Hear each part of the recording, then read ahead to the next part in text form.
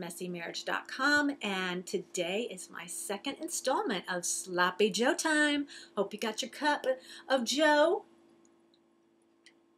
and that your cup of Joe matches your shirt like mine does. Didn't plan it, people, but you know, hey, I'm going with it. I want to talk about a sloppy expectation I had early on in my marriage. It sounded so super spiritual. It was the idea that if I did anything or my husband did anything that was hurtful or annoying, that we were to tolerate that behavior, just to turn a blind eye to that. And, you know, tolerating can take, you know, different forms. Like one form was just to simply, oh, grin and bear it, I'm a good Christian, huh? Or you could verbalize to your spouse, oh, honey, it's really okay. It's not a problem, when all the while you know deep down inside it is so very much a problem.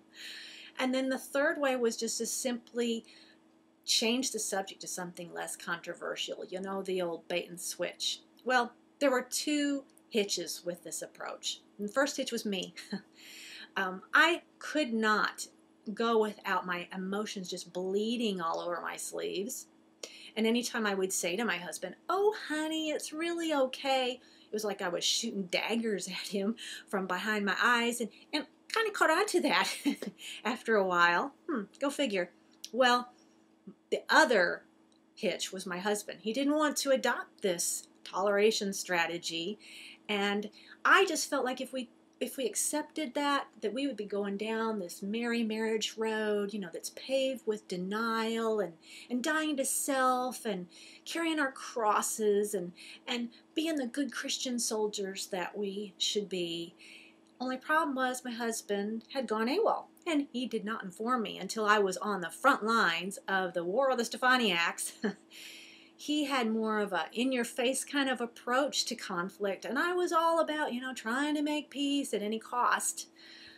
You know, he kind of approached any issue in our marriage like, you know, that ugly little whack-a-mole that pops up. He would take his hammer and just whack it down, you know, and I'd be like, oh, honey, no, come over to the toleration troop side.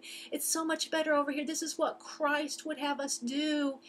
And then I heard myself, and I realized, wait a minute, no spouse wants to be tolerated, and Christ never taught or modeled tolerating one another. Can you imagine if he had said, tolerate one another like you put up with and ignore yourself?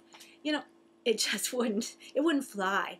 Jesus was able to take love, and, you know, he knew that there were these two sides, one side that was, you know, full of truth, and the not so fuzzy side, and he was able to balance it with the compassionate and forgiving and accepting us warts and all. He could balance that tension perfectly. Us, well, not so much.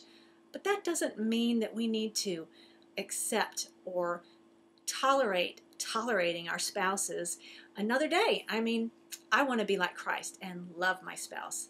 Thanks for listening, and I hope you'll join me next time for Sloppy Joe Time.